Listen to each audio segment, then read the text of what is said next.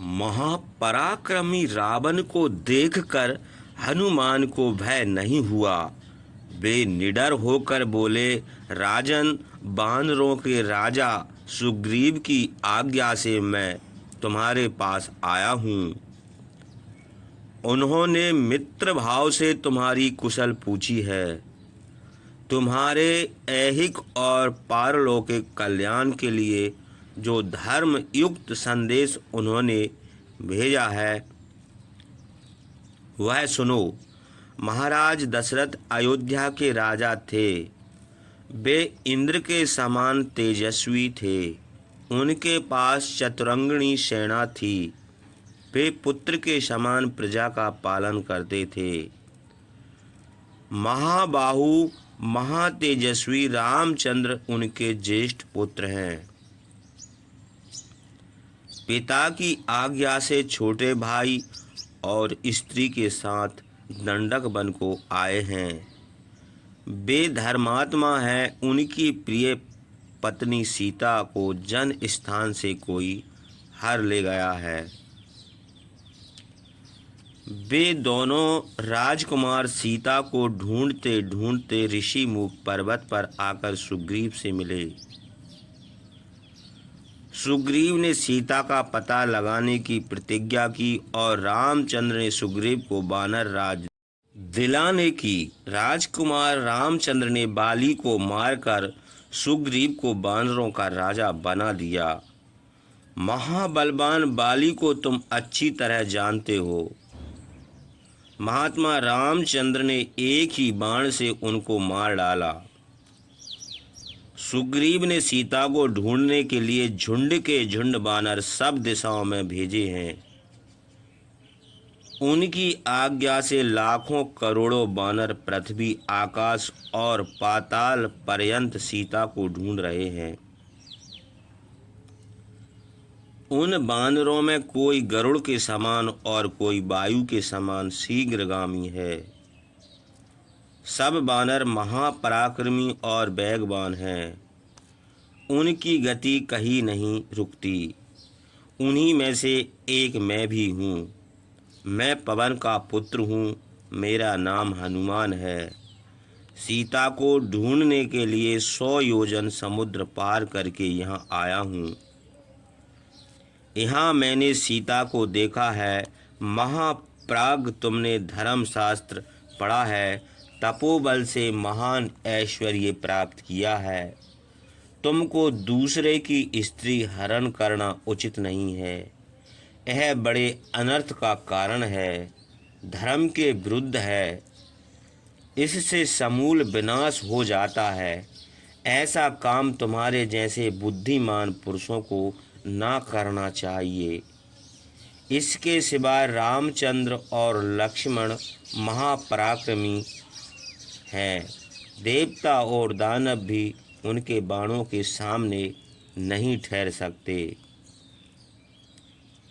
तीनों लोकों में ऐसा कोई नहीं जो रामचंद्र का अप्रिय करके सुख से रह सके। अतएव तुम सीता को दे दो। मैं जो कहता हूँ वह शास्त्र और धर्म के अनुकूल है, इसलिए मेरी बात मानो।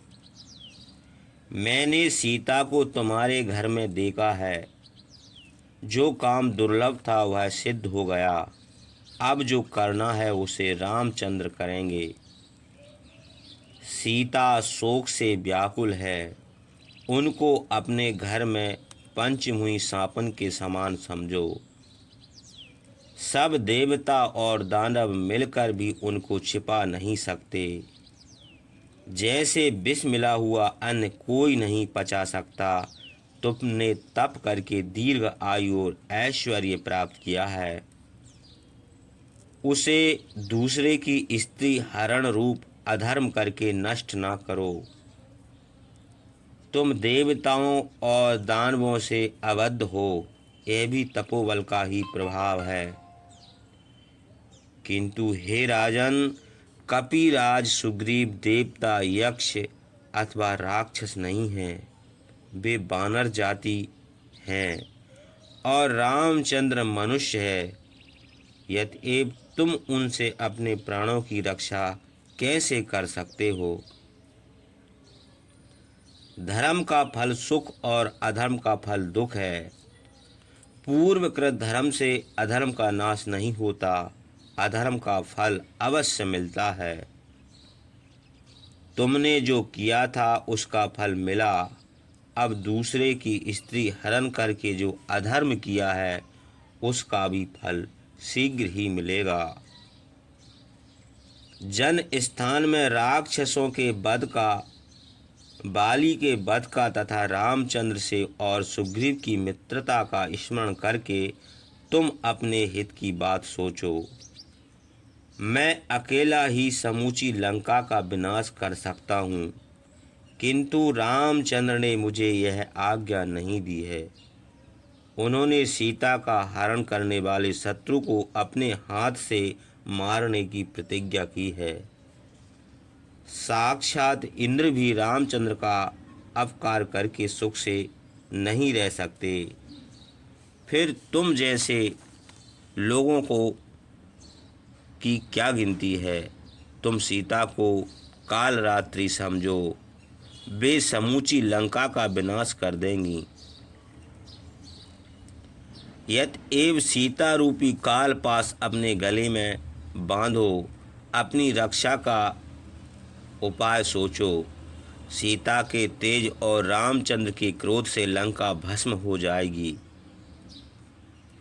अपने दोष से मित्र मंत्री भाई बंधु पुत्र स्त्री हितैषी सुख भोग और लंकापुरी का विनाश न कराओ। हे राक्षस, मैं बानर हूँ, रामचंद्र का दूत और किंकर हूँ।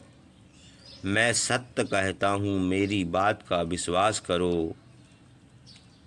महापराक्रमी रामचंद्र सब लोगों का संहार करके फिर सृष्टि कर सकते हैं। देवता दानव यक्ष राक्षस गंधर्व विद्याधर नाग किन्नर सिद्ध और पशु पक्षी आदि कोई भी प्राणी उनके साथ युद्ध नहीं कर सकता। वे विष्णु के समान पराक्रमी हैं। तुमने उनका अप्रिय किया है, यद्यपि तुम्हारा जीवन बहुत दुर्लभ है। ब्रह्म रुद्र और देवराज इंद्र भी उनसे युद्ध करने में समर्थ नहीं है। महावीर हनुमान ने निर्भय होकर यह अप्रिय वचन कहे। तब दशानन रावण को बड़ा क्रोध आया। उसने मंत्रियों को आज्ञा दी कि इस बानर को मार डालो।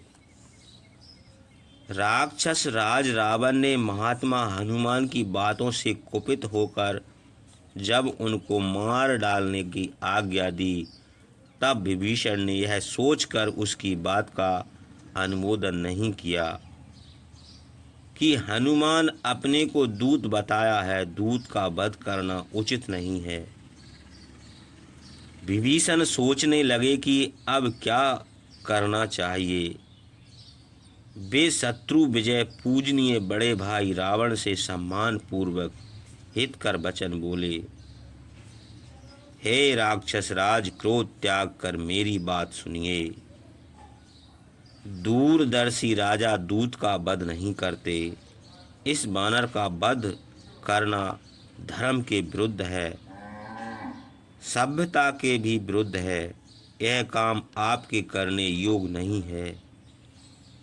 आप धर्मज्ञ राजनीतिज्ञ और दूरदर्शी हैं। यदि आपके सम्मान बुद्धिमान पुरुष भी क्रोध में आकर ऐसा काम करने लगेंगे तो शास्त्र का पढ़ना ही व्यर्थ हो जाएगा। वह केवल परिश्रम मात्र रह जाएगा। हे शत्रुनाशन, आप प्रसन्न होकर उचित अनुचित का विचार करके दूत को दंड दीजिए।